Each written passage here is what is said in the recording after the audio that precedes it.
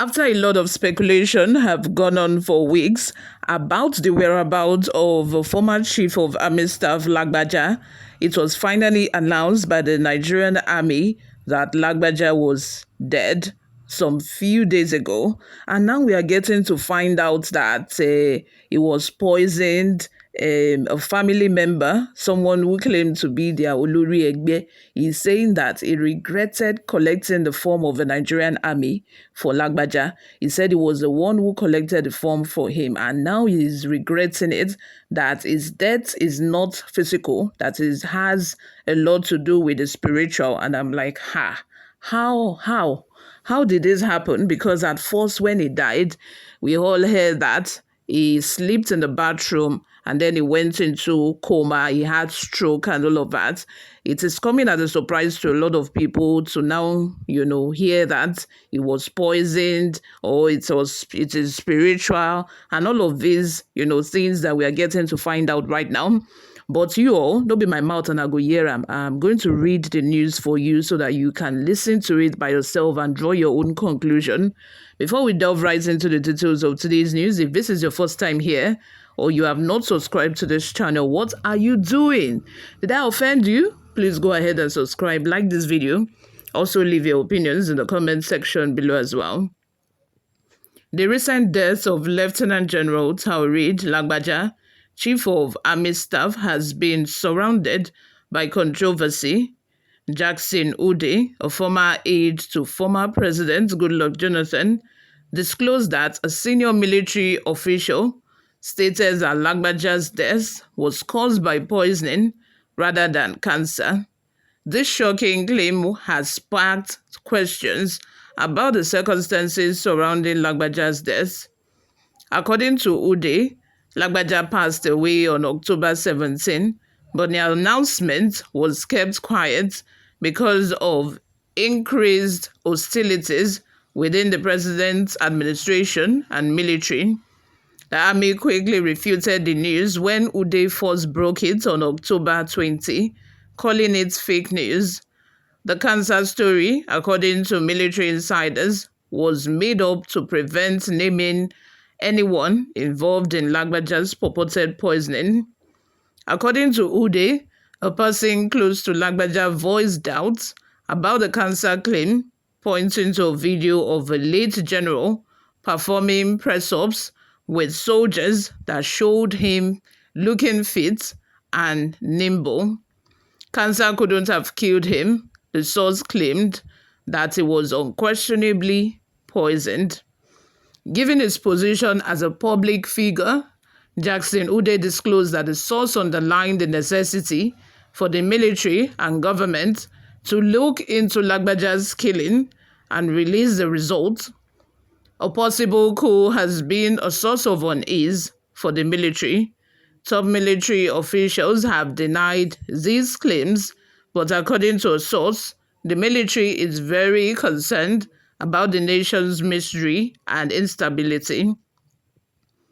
With major threat from organizations like Boko Haram, Fulani herdsmen, and Niger Delta Avengers, Nigerian security situation is already complicated.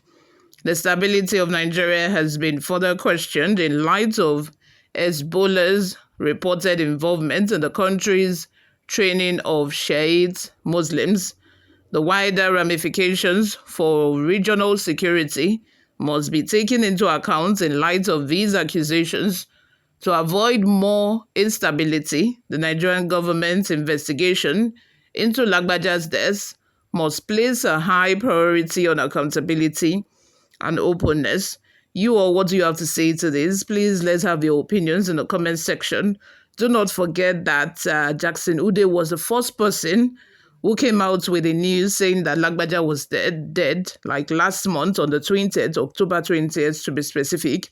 It was the one who broke the news, and after that, the Nigerian military said that, that was a rumor and the news was not true. Even they went to an extent of, looking to arrest Ude. They even declared him wanted, saying that he was spreading fake news. And just immediately after that, the Nigerian government decided to officially announce an acting, COAS for that position. And it came as a surprise to me, especially because if, according to what the federal government was saying at the time, if Lagbaja was truly not dead, why will the federal government announce an acting chief of staff as a replacement if he was sick or, he traveled or on leave, according to what they claimed at first?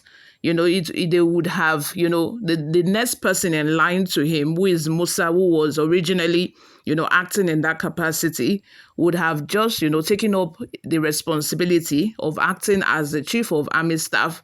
But no, the federal government decided to announce Oluyede as the acting COAS just a few days after the news was released. And I can't help but think that did the federal government not want us to know about his death, or did they possibly purposely delay the announcement of his death just so that they have a replacement for him, and then thereafter they can announce his death to Nigerians?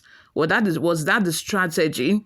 And this poisoning news, again, coming from the same person who exposed the secret of Lagbaja's death in the first place, something that the federal government didn't want us to know about. Should we believe that it was actually poisoned?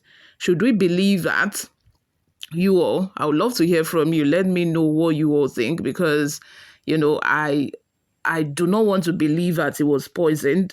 But on the other hand, this is the same person who exposed the truth some weeks ago, even before the Lagbaja's death was officially announced by the federal government. It was the one that made Nigerians aware of the fact that, look, the special advisor, the chief of army staff, is dead, and the federal government do not want you to know about it. And now he's coming out to tell us that from a reliable source that this man got poisoned. And some people on the other hand are saying that he died of cancer. The video I saw where Lagbaja was dancing at the Redeemed Church, and a video where we saw him doing press up with his fellow soldiers, and that is not someone who has cancer. No. That couldn't have been someone with cancer. If he had cancer at that time, he wouldn't be doing press up. He wouldn't be dancing so actively like that. So I don't believe that, he had cancer. The most logical or the most reasonable story that I could go with was a story where they said he slept in the bathroom and then he had stroke and went into coma. And then the family had no choice but to pull the plug some weeks after, when they thought that he would not recover. But we have seen, people recover from stroke. And this is a young man that we are talking about. That on its own is another concern that I have, that why would the family decide to pull the plug on him just in the space of a few weeks of him having, stroke or coma? But you all, I'm throwing this to you. Let me know what you all think. Subscribe to this channel, like this video. I'll see you all in my next video. Bye for now.